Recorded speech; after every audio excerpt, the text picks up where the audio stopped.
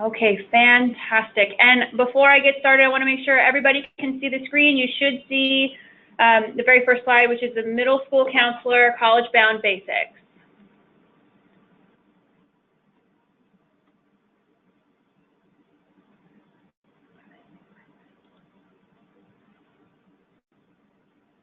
Okay, great. So welcome, everyone. Thank you so much for joining us for the college-bound presentation today. My name is Yokiko Hayashi Sugil. I work at the Washington Student Achievement Council, and I do the communications and outreach for the College-Bound Scholarship. Beth was kind enough to ask me to come in and to share with you, for those of you who may not be as familiar, some of the main components and concepts and resources that we have available to you working in Gear Up, working with your middle school students about the College-Bound Scholarship, and sort of give you a full wraparound about what we do and how we do it, and to be able to provide you with some additional information. So yeah, welcome and thank you. Welcome. I bribed her with Starbucks. It always works. Starbucks is my favorite. So welcome. Happy Wednesday.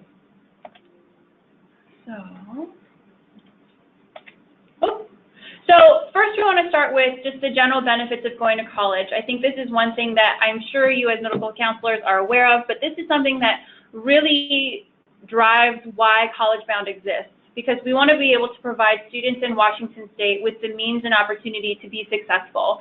And this really comes from the fact that students who are able to graduate from high school and pursue some sort of post-secondary option will have more opportunities to have more job opportunities, better income opportunities. And so this is just a way to demonstrate that students with higher levels of education have the ability to earn more and have more buying power that way. So we just want to kind of remind counselors, teachers, and students that this is why we provide different means for students to be able to access post-secondary opportunities. So what we like to talk about is that College-Bound is really an early promise of state financial aid. And this is just a really great resource for students in Washington State. There are only 3 states, Washington, Oklahoma, and Indiana, who offer something like this. And we're really proud of what we do with the College-Bound Scholarship, and I'm going to just kind of take you into full swing as to what this means. So when we say College-Bound is a commitment, I really want to break down what this actually means, because we use the term scholarship, and I think that in theory that's a really great word, but in reality what College-Bound is a commitment of state financial aid. So the commitment itself means that tuition is covered for the student at public college rates for Washington State. It also covers some fees and a small book allowance. And so when students sign up for the College-Bound Scholarship, that means we commit to, for that student, to cover those costs. So when looking at that, this means that it works in combination with other types of state financial aid, which more often than not is just going to be state need grant, which is the largest state financial aid program in Washington State. And then it's just like any other type of financial aid that the actual amounts for the College-Bound Scholarship are really based on, one, that students need, and the cost of attendance of where they plan on going. So I kind of like to think of this as the snowflake theory, right? There is no one general financial aid award, and there is no standard snowflake. So students get financial aid awards, which include College-Bound or state need grants based upon their eligibility, that are unique to them. And so that's the part when we talk about the commitment. College-Bound is committed to covering that tuition, some fees, and a small book allowance. Can I ask a question? Absolutely. So the College-Bound Scholarship amount is not the amount of tuition. Am I correct in thinking that it's sort of like a gap filler in Yes. state aid? Yes, and so the one thing that really sets College-Bound apart is that because it works in combination, so if a student has their financial aid award and they're eligible for state need grant is going to come in first. And whatever gap is remaining that goes towards tuition, those fees, and that small book allowance is how College-Bound is going to fit in. Now, the one thing about College-Bound that is unique is the fact that these are guaranteed funds. So state need grant is not guaranteed. It's on a first-come, first-served basis. So this means that if you have a student who maybe applies for financial aid late, but they are eligible for state need grant, who has college bound, they may not receive state need grant funds, but if they are college bound, those funds are guaranteed and that can go towards their tuition. Oh, okay. So that's what sets college bound apart from other types of state financial aid programs, because it is guaranteed, because the student went through the process. And if you're curious about what that process is, I'm going to start talking a little bit more about that. All right. Really great segue, Beth. Well, and I should just remind folks that are new to Gear Up, signing up kids to College Bound, which we're going to talk about, is a requirement of the Gear Up program. So we want you to enroll these kids in 7th and 8th grade, and we'll talk more about that. Right. So in terms of the College Bound scholarship application process, this sort of gives you an idea of how it works. So students can apply or have an application started in two ways. The most common way is through an upload process. And when we say upload, this means that we have a secure portal called the College Bound portal. It's the same as if you've had access to the financial aid portal. It's the same portal, it's just everyone's access may be a little different. So for middle school counselors, you're going to have access to the College Bound portal, and this allows you to upload a list of your eligible students. And when we say eligible, we're talking about your students who are low income, so they're either free and reduced price lunch, they're receiving TANF benefits, or a student who is in foster care, but those students are a little bit different. But more often than not, it's your free reduced price lunch or low income students that you have a full list of, that you can go into the portal and you can upload that list, you can export that list, and then that will create an application for students.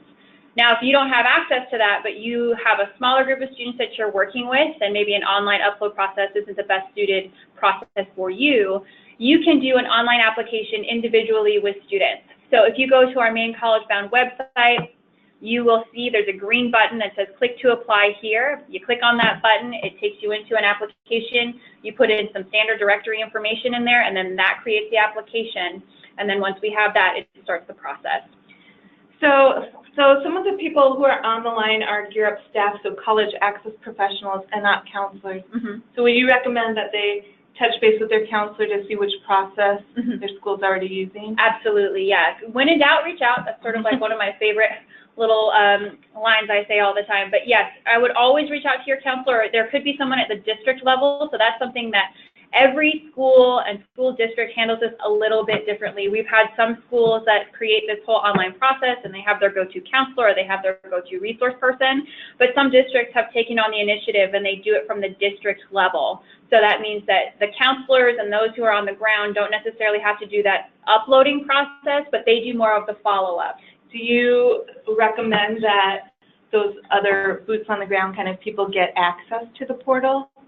Yes, if they can have access to the portal, I say yes, only because it comes into that next step. So when the student's application is created, then what happens is the missing information. So we started with blue, now we go to orange in this little timeline or the process. And so once an application is initiated, then what happens is what we call a missing information letter, or MIL, is created. And this means that once the application is created, we have to have an actual physical signature in order to verify that the student and the family, one, want the scholarship, and two, verify their income eligibility.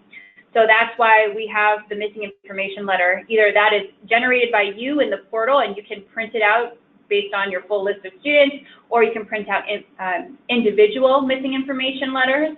And then we, as the Student Achievement Council or as College Bound as a team, send home batches of missing information letters 3 times a year. We do one in November, so hopefully around the time that you guys are doing parent-teacher conferences. Then we do another one in about February, and then one more in the later end of spring. I think it's between May and June, hopefully before the end of the year. So you can do this process by printing that missing information letter on your own, or they will come to the school, or they will go to the student at their home address that we have on the application. So that's that second part. And then once they have that missing information letter, they have to have the signature and submit that back to us. And some families and students are able to send that directly to us via mail.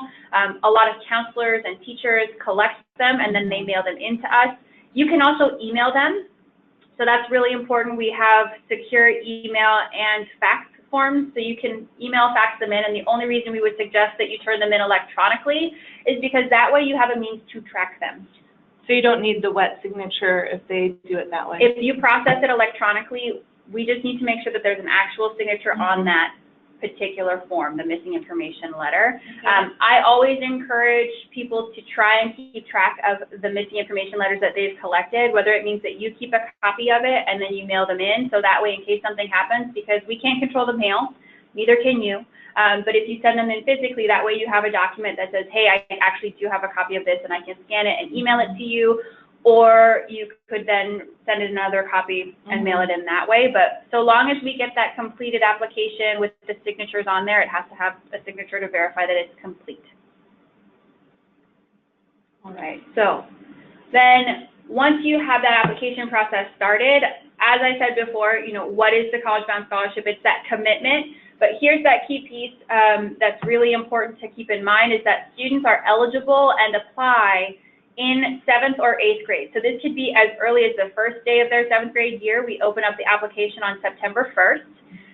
And I do realize that some schools start before September, but a majority of the school districts start sometime after Labor Day. And so students can apply between 7th and 8th grade, but they have to create or start an application before June 30th of that 8th grade year. Now, one thing I want to highlight is that when we talk about students being able to apply, they have to be income eligible. And so it gets a little confusing sometimes when students say like, well, I think I'm eligible, but I'm not sure. But if you have a student who you know sort of hovers on that income eligibility line, and income eligibility is determined by the USDA chart for us. So that means if you have a student who is eligible for free and reduced price lunch, they are eligible. We consider that time frame of 7th and 8th grade, it's really, the or is really important. And so here it's highlighted with an and, but in general, we're talking about any time between the beginning of 7th grade and the end of 8th grade. If a student is financially eligible, that means they should apply. So if a student if you try to get your students signed up in 7th grade, but in 8th grade a student becomes eligible, you'd want to try to capture that student. Exactly, okay. Right? And the reason we say it like this window of time between 7th or 8th grade, or 7th and 8th grade, that whole window of time, is because we realize that there are students who are moving through districts and who are moving from school to school. They're transitory, they're moving, but that means that you have students who are coming in and out of that pipeline who are free and reduced price lunch eligible. So every single year, that population of free and reduced price eligibility for students increases by about 20%. So that means that students are kind of continually coming in and becoming eligible for that, which would mean that they would be eligible for the College Bound Scholarship. So I don't care when the application is started for that student, if it's beginning of 7th grade or end of 8th grade, so long as it's started and completed by the time they're in the end of 8th grade. If you get new students, how can you check and see if they had already signed up for the College Bound Scholarship in their other school? Absolutely. So if you ever have a question and you want to see if that student has come from another school, if they already have an application, one, you can check the portal and see if we transferred it over, because we get that information from OSPI, and so then they would be transferred in. Or you can always give us a call and contact us. So if you're unsure and you say, hey, I have this kid, I think that they are eligible for College Bound, but they may have come from a school that already had them sign up, you can absolutely give us a call, and we'd be happy to clarify and ensure, yes, the student is complete and everything's already good to go, or they have an application, but we need that missing information letter to be signed, because that happens. The second part on here, which we've already talked about, is that the College Bound Scholarship combines with other state aid, so it's not everything, it's not a full ride scholarship, it is covering the tuition, some fees, and a small book allowance. And then this is really important, is that there are over 60 colleges that are 2-, 4-year, and certificate programs that are available, or apprenticeship programs that students can apply for and use the College Bound Scholarship in Washington State. And I highlight this because we don't want students to feel as though there's only one way or one place that they can use it. While of course we want to encourage our students to go to a 4-year college if they want to pursue their bachelor's degree, we don't want them to feel limited. So that's why we have over 60 schools that students can use this, and it's all across Washington State. So as I was mentioning before, when a student applies, they have to be eligible in 7th or 8th grade. So how do you know that they are eligible? This means, as I mentioned before, that the family income meets that minimum on the chart, and so you can see that their maximum income only hits to here, so students can apply that way. And then you have a student who's in foster care. So a student who's in foster care from grade 7 to age 21 who has not completed their high school diploma is going to be automatically enrolled through a data sharing agreement that we have with the Department of Social and Human Services. So if you have a foster student or a foster youth that you're working with, you can absolutely double check and call us to make sure that they have a complete application. But just know that that is an automated process. So you can check in. You don't have to initiate that application. We should have that already, but it never hurts to check. What do you mean at any point? Is there a time amount that they have to be in foster care to trigger that? For us, it's 1 day. If a student is in care for at least 1 day, and I want to sort of also highlight the fact that we say grade 7, we don't have an age limit on there because we realize that some students come into 7th grade at age 12 or 13. So that's why we say from any point in time from grade 7 to age 21, if they come into that foster care system, they're automatically going to be enrolled into College Bound. And then the last one is that the student's family receives TANF benefits. So those are sort of the 3 pieces or 3 main components in which a student is eligible. So then what makes the College Bound scholarship so unique is that students apply and are eligible when they apply in middle school, but it's really a 2-step process because when students apply in 7th or 8th grade, that means that they verify and they meet those income eligibility requirements in middle school. But in order for them to actually receive the scholarship, they have to maintain that eligibility. So there's a pledge. They have to fulfill that College Bound pledge in high school. They have to meet income eligibility again, and the way that they do that is that they apply for financial aid. So in Washington State, we have the FAFSA and we have the WASFA for students. So it's important to know, I don't care which financial aid application that they do, I just care that they do one so we can verify their income. And then what happens also is that a student has to be accepted to and attend a college within 1 year. So I want to be clear on this one is that a student has to be enrolled for at least 1 credit after 1 year completing their high school diploma. So sometimes we have students who take a gap year, who graduate from high school, take a little bit of time off, and then they want to start school the following, not the upcoming fall, but the year after that. That's totally okay, but they just need to make sure that they kickstart that eligibility by enrolling in a college. When you talk about colleges, does that include tech programs? And so yes. It's a variety of options? It's a variety of options, and I want to sort of clarify that part, you be accepted to. So we've had students who maybe have applied for colleges that are out of state. So say we have a student who is here in Washington, they graduate from a Washington State high school and they decide, you know what, I want to go to California. For whatever reason, I want to go to college in California, but they go and they enroll, but then they decide, you know what, I don't actually want to stay in California, I want to come back to Washington. They can absolutely do that because they enrolled in a college. They're still eligible for the College Bound scholarship because they have to just enroll somewhere within 1 year. It doesn't necessarily have to be in Washington State in order for them to meet the enrollment requirement, but in order for them to receive the scholarship, they have to be enrolled in an eligible college. In Washington? In Washington State, yeah. And colleges are only eligible for the College Bound scholarship if it's Washington State. Well, I have another question, and I know we're talking about middle schoolers right now, but what happens if a student starts running start in high school? Does that trigger College Bound? It does. So because the student is enrolled, or if a student is enrolled in Running Start, they are considered enrolled into a college, so then they don't have to worry about enrolling within 1 year because that's already been met while they're at the community college or the four-year college that is doing the Running Start programming for their high school. But the one thing they do have to verify is that they graduated from a Washington State high school. So they met the eligibility piece by enrolling, but then there's the other parts, which ties into the next slide, which talks about, I said there's a pledge. Well, what is that pledge?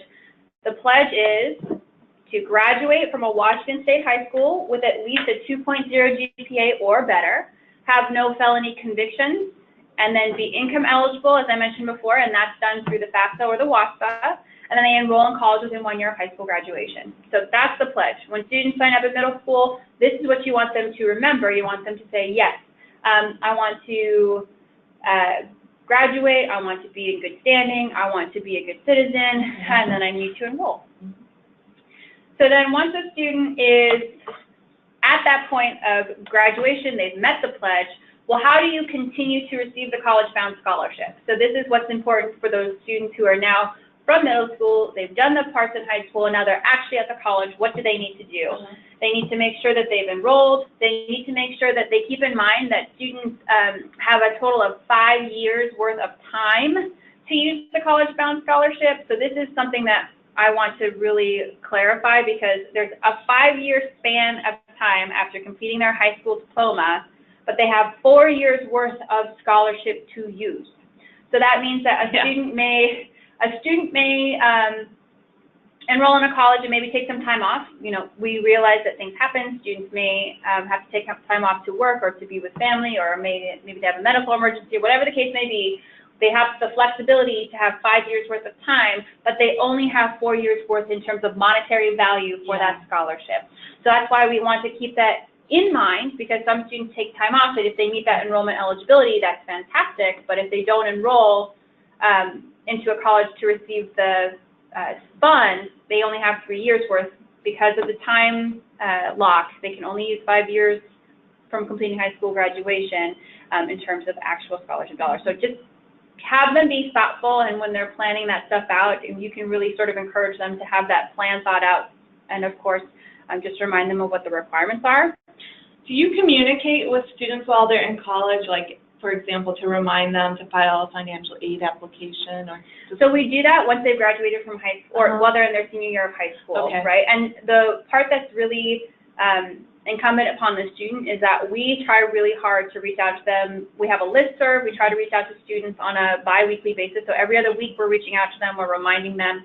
But once they've done the pledge and once we've matched their financial aid application to their college-bound application, we've then said everything you need to do from us is done. But then the financial aid office might be the next component that says, right, here's what you need to do. One thing I also want to really clarify too is that students have to remain in good standing with the colleges that they're attending. And this is specific to each school, right? Every school has their own sort of baseline of what that good remaining satisfactory academic progress, that SAP. Every college has their own way of describing what that means. That could be a 2.0, that could be a 2.5. They need to make sure that they're doing well with the honor code. But they need to be able to remain in good academic standing in order to continue receiving the scholarship. This is the same with any other type of financial aid programming. So this is no different than what a student would have if they had state lead grant, a Pell Grant, anything along those lines. It's sort of baseline with all financial aid programs. And the other thing about the college-bound scholarship is that you can't get financial aid if you don't apply for it. So you can't get college-bound because that is a financial aid program. So that's something I just kind of want to highlight, is that students won't get college-bound if they don't apply for financial aid. And they might get a different amount from year to year. Exactly, yeah. And I think one thing I also want to kind of put out there is that sometimes a student's income eligibility fluctuates. So that's why we have that 5-year gap as well, because, or that 5-year time period, is that students may have a family whose income maybe goes up 1 year because maybe mom and dad got a bonus for that year. And so that means that their income kind of pulls them out of eligibility for the college-bound scholarship, but the next year they don't have that bonus. Or maybe there's a family loss of income. Maybe mom and dad can no longer work, so that means that their income has drastically changed. Well, that means if they were eligible in middle school and they applied and they met all the pledge requirements, then college-bound could kick in. So there are some students, based on their financial aid, that eligibility sort of kicks them in. It goes up and down. One of the Washington College Access Network, or WACAN, regional officers was talking about, she had a student who had a scholarship which met all of her needs. So she didn't need college-bound her first year, but the next year that scholarship was gone. So she was able to receive the college-bound scholarship the next year. So that's something to just keep in mind, is that it's always there to kick in if it's necessary. And they have that whole 5 years worth of time to be able to have access to it. So the college-bound scholarship is really done through partnership. because we are a state agency, but our program is actually just limited to about 5 staff members.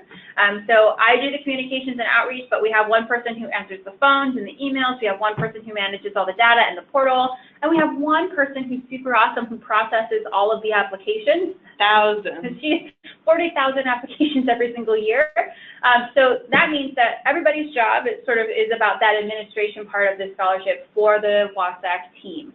So we administer the College Bound Scholarship, we maintain the portal, we are the ones who sort of do that backside, that initial push backside, and we try to create materials and resources that are helpful in getting that process done. But in terms of how we do the outreach and how we reach you all, where you are physically is through our partnership with the Washington College Access Network. And that's why I mentioned WACN just a second ago. They have a total of 8 regional officers that are all across Washington State that are able to help us with the outreach. So they help you strategize, they help you come up with campaigns, they help you come up with events that you can do at your school or at your district to be able to reach the students who are eligible with College Bound, and then they also help with financial aid or FAFSA completion. But we really work together in order to get this job done because, you know, like any part of an education system, you can't do it alone. Mm-hmm. That's why we work so closely with Gear Up. I mean, Gear Up has been instrumental in helping us maintain this, and that's why College Bound has been so successful. But it's also through our partnership with the Washington College Access Network because they really help us because we're only a team of about 5 people. We can't be everywhere all the time. We're trying to be able to create better resources, more accessible resources, but then we do that through the feedback of you all as teachers and counselors who are working with students every day, and the Washington College Access Network. So the WACN mission is here to be able to encourage students to do post-secondary enrollment and attainment. They do that through helping us with the College Bound Scholarship and by helping us with the 12th year campaign. And that's how they work together with you all. They work directly with you. They do trainings. They do College Bound trainings like this one all year, however as often you want them. And they help you develop teams so they can help you strategize to figure out either if it's at the school or at the district how you can attack this mission and be able to use College Bound as an intervention strategy. I don't know if it's to come, but we can tell folks how to find out who your regional officer is if you haven't. It's also on the WACN website. You can easily find who your officer is for that region, but we can send out that information. We'd be happy to, yeah, and I'm pretty sure there's a slide in here that points you to the link, but I'd be happy to share that with you because based on where you are, we'll really tell you who's going to be your support person. So you could contact a regional officer and ask like how they could help you plan a family night where you could roll this out. Okay. Exactly, yeah. So this is the other part of what they're doing, right? They provide the outreach and support to you. They help to highlight the College Bound success to your leadership. So sometimes we realize that you could be telling people at your school, you could be telling your administrators, you could be telling people at the district all the hard work that you're putting in, but sometimes it's like that message gets more well received from an outside source. So we're here to help provide that, and WACN is also here to help provide that. And we really, at the end of the day, want to encourage that college-going culture, and that is why WACN really helps us by doing the regional officer work, because they know your environment way better than we can because they're there with you. And so that's something that's really fundamental to the success of the program.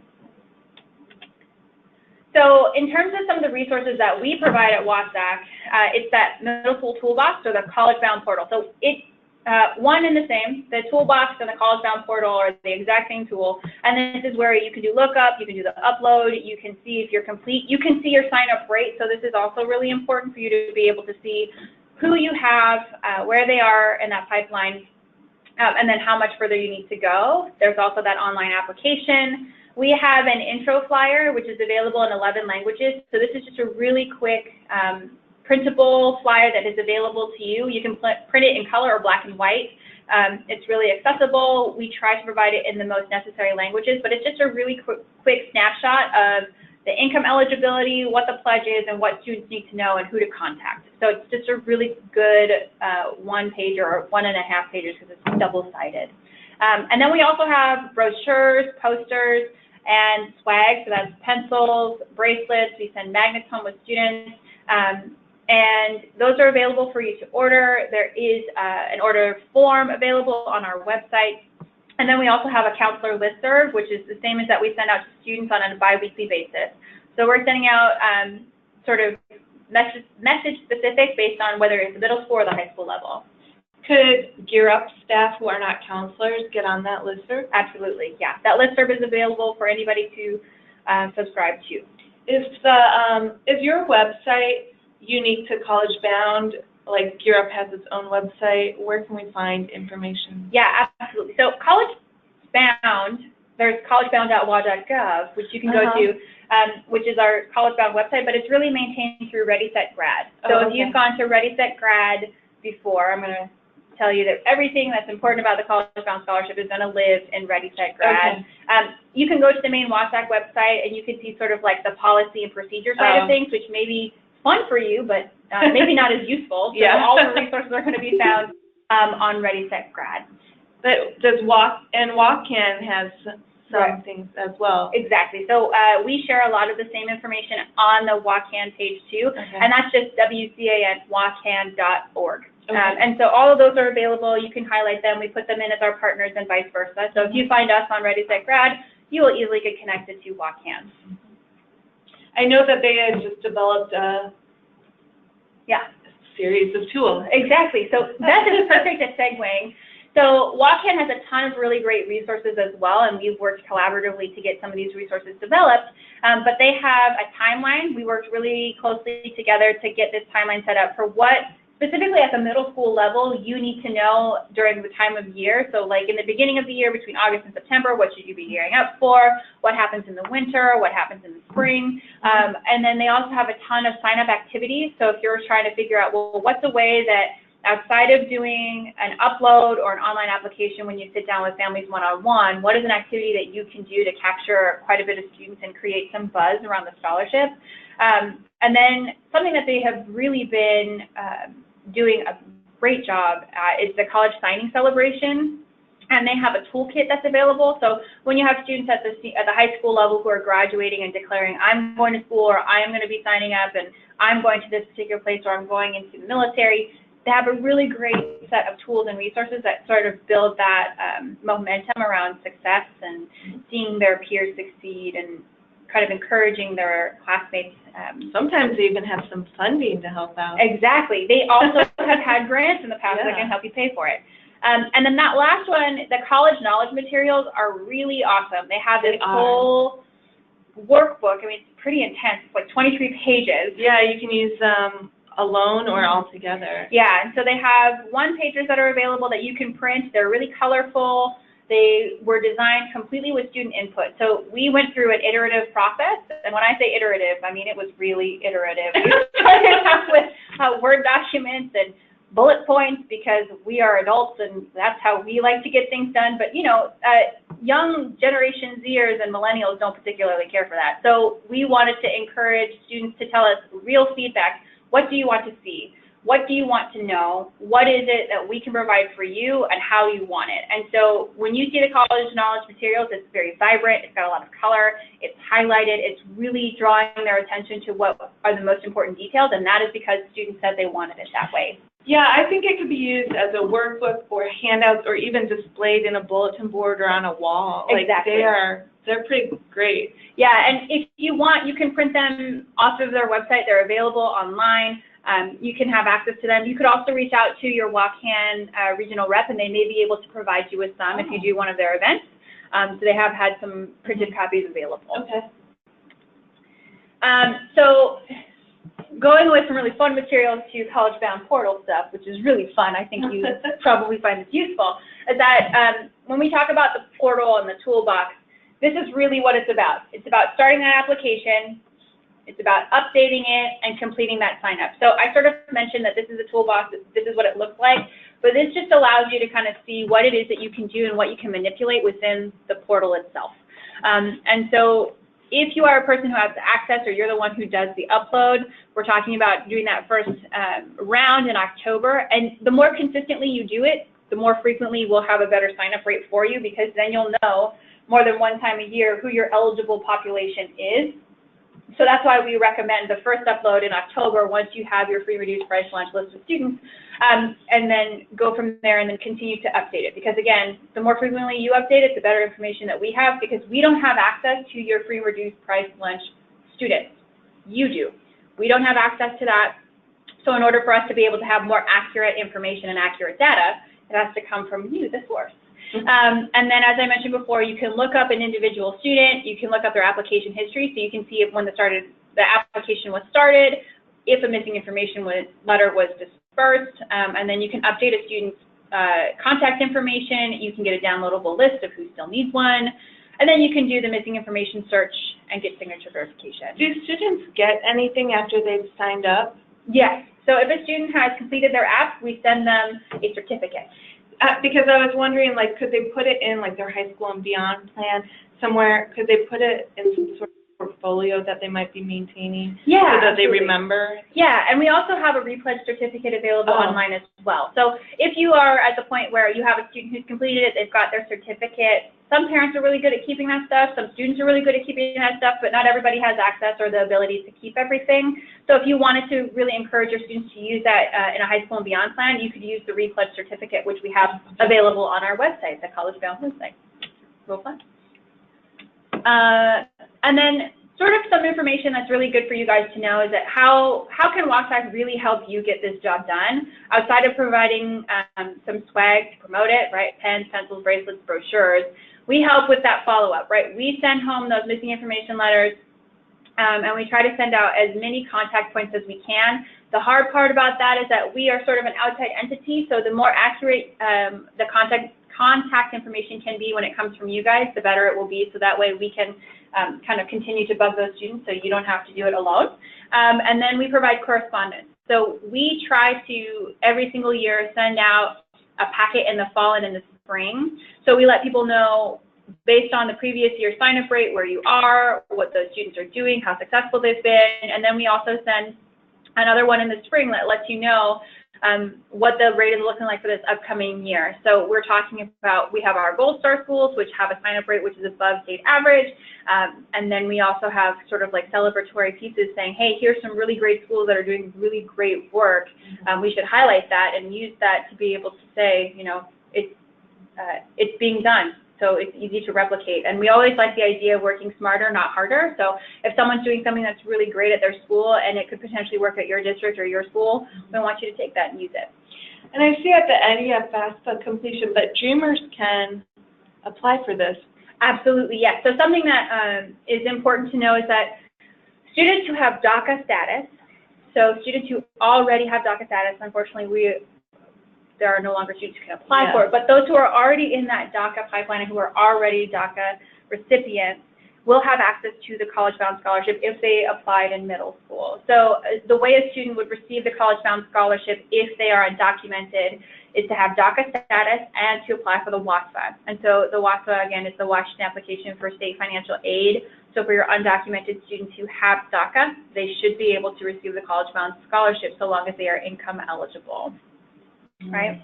And then for your other students who are undocumented, they may be able to have access to, but they may not have DACA status, but they may have access to state deed grant funds. Should they sign up anyways? Like, should you just try to sign up students even if you don't know if they have DACA or not? And I would encourage a student to, at bare minimum, sign up, complete the application, because I'd rather that they have a complete College Bound application than not. Because you need it at that time frame. Exactly. Yeah, you need it. If they are income eligible, have them apply. Okay. Have them apply. Just if you know a student is not income eligible, please don't have them apply. Okay. Right? Okay. Don't just sign up everyone. Sign up unless they become income eligible. Right? Yes.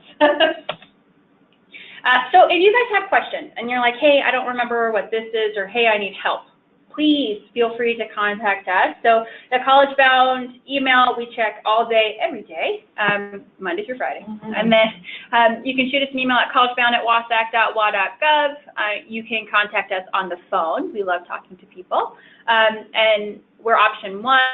Happy to answer any questions, to strategize with you, to be able to provide you with resources, connect you to your regional officer. We are happy to do anything and everything. And I'll send out some follow-up materials, including this PowerPoint.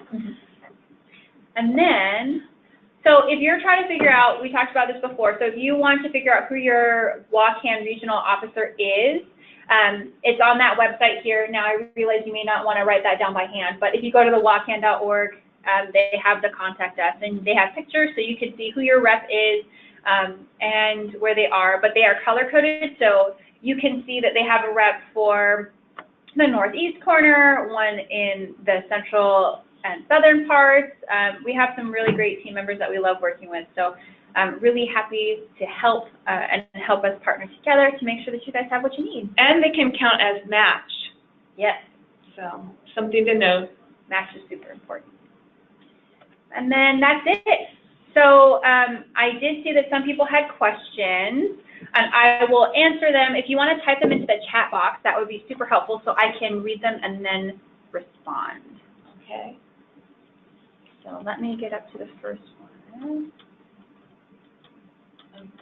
So I see Erin had a question. Can I give some examples of the tech programs the scholarship could be used for, Bellingham Tech or list of eligible programs? Actually, I could happily pull up the list for you. So if you, so this is the website. Oh, it just redirects to Ready for Press. Yeah, so if you type in collegebound.wa.gov, it's going to take you right here to our website. So this is the College Bound Scholarship website. If you ever wanted to see, this is where you can click online to apply. It's literally right there. Now, if you're trying to say, hey, I don't know which school is the one I want, you can click on fulfilling the pledge, and then this tells you what you need to do, and then here's a list of eligible colleges. Now, if you want to, you can scroll through this, or you can click the printable list, and that's going to tell you. But for community and technical colleges, here's the list. So Bellingham Technical College is absolutely one of the eligible options. There's Edmonds, Everett, Green River, Highline, Lake Washington. We try to be as inclusive as possible because, again, we don't want students to feel limited in the way that they can use the College Bound Scholarship. It can only count towards their first bachelor's degree, so that's something to keep in mind. It's not going to pay for a master's or a PhD program or a professional program, but it will pay for certification and technical program, of course. And we are also constantly looking at ways to add more schools into this. So that's why I want to kind of highlight that it's not just one, there's more. So if you're going to a community college or tech program and you're not getting like an AA, but you're getting a certificate, you can still use this if you're doing a variety of different types of programs. Exactly. Okay. The next question is from Stephanie Gilbert. To clarify, can a Running Start student take a gap year after high school graduation and still qualify for College Bound? An example, a student graduates from high school, did Running Start their senior year and took a year and a half off. Would they still be eligible to qualify for College Bound? Yes, because they had met that eligibility requirement.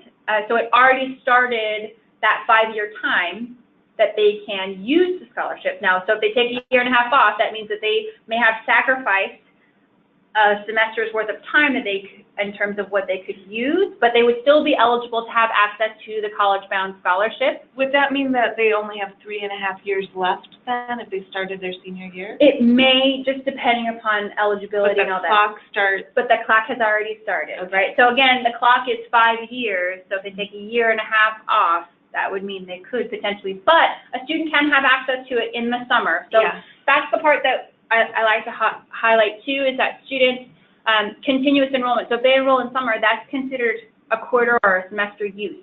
So they only have 8 semesters or 12 quarters to use. Okay.